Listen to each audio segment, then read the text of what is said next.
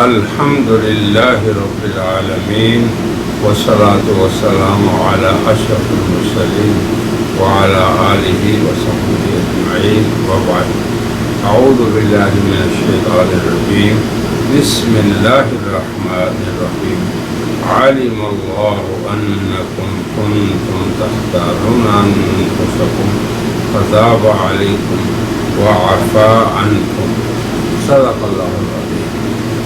سامعین و ناظرین،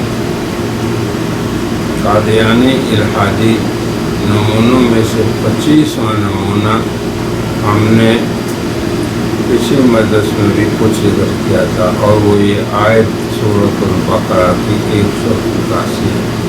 اب آپ اس کے درست ترجمے اور قادیانی ترجمے میں مقابلہ کر لیں تو آپ پہ واضح ہو جائے گا کہ اس آیت میں دو جگہ قادیانیوں نے یا قادیانی زعماء نے یا زعیم نے تحریف کی۔ اس کا درست ترجمہ یہ ہے، اللہ کو علم ہوا کہ تم اپنے حق میں خیانت کرتے تھے، سو اس نے تم پہ مہربانی کی اور تمہاری حرکات سے درگزر فرمائی۔ اس آیت کے شان نزول سے جیسے ہم نے پہلے ذکر کیا، یہ پتہ چلتا ہے کہ حضرات صحابہ کرام میں سے بعض نے رمضان کی رات کو جب اللہ نے سونے کے بعد کھانے کو بھی اور جمع دونوں کو حرام کر رکھا تھا، تو بعض حضرات کو اس میں ابتلا ہونا پڑا، تو پھر اللہ تعالیٰ نے ان کے لیے یہ حکم فرمایا، احل لکم لیلۃ الصیام، تمہارے لیے روزے کی رات کو یہ چیزیں حلال کر دی گئی، دونوں جماع اور کھانا پینا سونے کے بعد۔ اب قادیانی ترجمہ یہ دیتے ہیں، اللہ کو معلوم ہے کہ تم اپنے نفسوں کی حق تلفی کرتے تھے، یہ حق تلفی کرنا اس پہ غور کرتے ہیں، اس لیے اس نے تم پہ فضل سے توجہ کی اور تمہاری اس حالت کی اصلاح کر دی۔ یہ اصلاح پہ بھی غور کر لیں، یہ تفسیر صغیر صفحہ نمبر 40 اور 41 ہے۔ ہمارا اس بارے میں تجزیہ یہ ہے کہ اس آیت میں مرزا محمود نے تختارون انفسکم پہلے اس میں تحریف کی یا الحاد کیا، اور دوسرا وعفا عنکم میں معنی میں تحریف کی،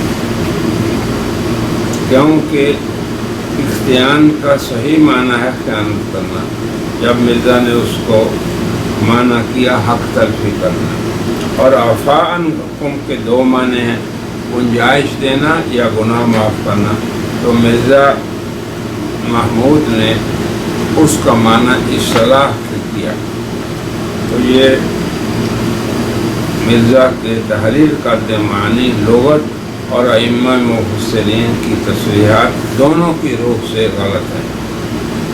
لغت کی روح سے ظاہر ہے کہ مرزائی معانی کا غلط ہونا تو صاف ہے، جبکہ کتب تفسیر میں بھی یہ ہے کہ اللہ تعالیٰ نے یہاں پر خیانت کا ذکر کیا مگر تعین نہیں فرمایا۔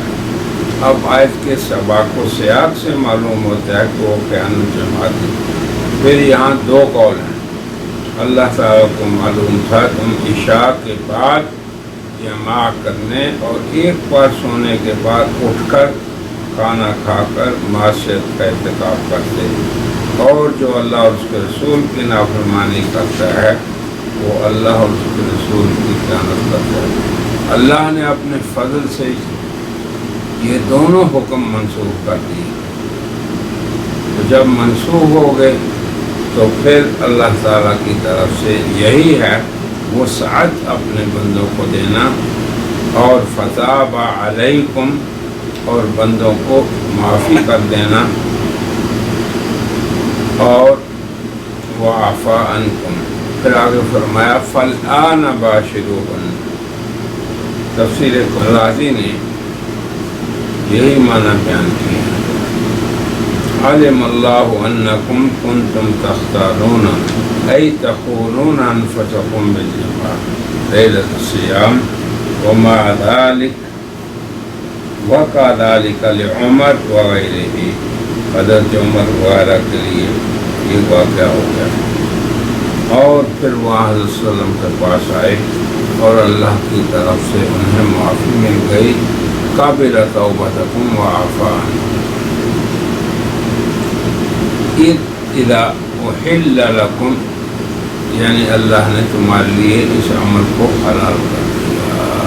وقولہ علم اللہ انکم تختانون انفسکم، تو اختیان سے مراد خیانت ہے، اور یہ نہیں کہا تخونون انفسکم، یہ نہیں فرمایا، لأنہ لم تکم منہم الخیانہ بل کان منہم الاختیان۔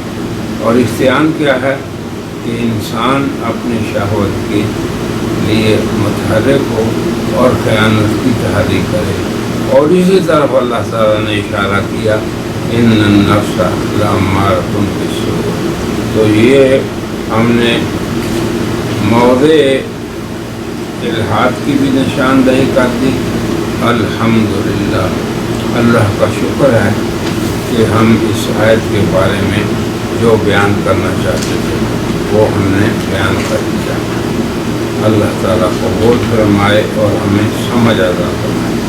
اسی طرح ایک قادیانیت کا 26واں نمونہ سورہ بقرہ کی اس ارشاد میں ہے، او کالذی مر علی قریۃ وہی خاویۃ علی عروشہا قال انا یحیی ہذہ اللہ بعد موتہا فاماتہ اللہ 100 عام ثم بعثہ۔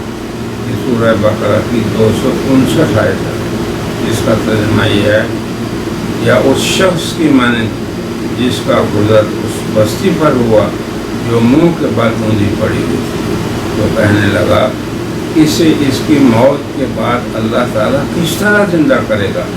تو اللہ تعالیٰ نے اسے 100 سال تک مارے رکھا، پھر اسے زندہ کر دیا۔ یہ آیت اس بات پر واضح دلیل ہے کہ اللہ تعالیٰ اس گزرنے والے سائل کو اللہ تعالیٰ نے مارے رکھا 100 سال تک، پھر اسے زندہ کیا۔ اب یہاں دیکھیں مرزا صاحب کی تحریر، مرزا محمود اس آیت کا ترجمہ یہ کرتا ہے اللہ تعالیٰ نے اسے 100 سال تک خواب میں مارے رکھا، پھر اسے اٹھایا۔ تو اس پہ ہمارا مناقشہ یہ ہے، قرآن کی نص یہ ہے اماتہ اللہ، اللہ نے اسے مار دیا۔ اللہ تعالیٰ کو اسے مارنا اس کی روح کو قبضے میں لے کر اس پر موت کو واقع کرنے سے ہوا۔ قرآن کریم نے اس کی مدت 100 سال بتائی، پھر اسے زندہ کر دیا۔ یہی ابن کثیر نے بھی لکھا، اور جملہ مفسرین نے، امام راضی وغیرہ، یہ حضرات قادیانیت کے ہاں مجدد ہیں، سب نے یہی لکھا، مگر مرزا نے کیا کہا کہ اس واقعے کو خواب کا قصہ قرار دیتے ہوئے یہ قول کیا، تو یہ عمل قادیانیت کی ربانی معجزات کے انکار والی کثرت کے تحت ہے، چونکہ وہ اللہ کے معجزات کے جو انبیاء پہ ظاہر ہوتے ہیں ان کو منکر ہیں، تو اللہ تعالیٰ نے جہاں اعجاز کا ذکر فرمایا وہیں انہوں نے تعبیر کی۔ اللہ نے فرمایا فَأَمَاتَهُ اللَّهُ 100 عام، اللہ نے اسے 100 سال تک مارے رکھا، اور انہوں نے کہا کہ اسے 100 سال تک خواب میں مارا۔ اللہ تبارک و تعالیٰ سمجھ عطا فرمائے، اور قادیان کو قرآنی حقائق کو وہ معجزات کی شکل میں ہوں یا قصص اور واقعات کی شکل میں قبول کرنے کی توفیق عطا فرمائے۔ وآخر دعوانا الحمدللہ رب العالمین۔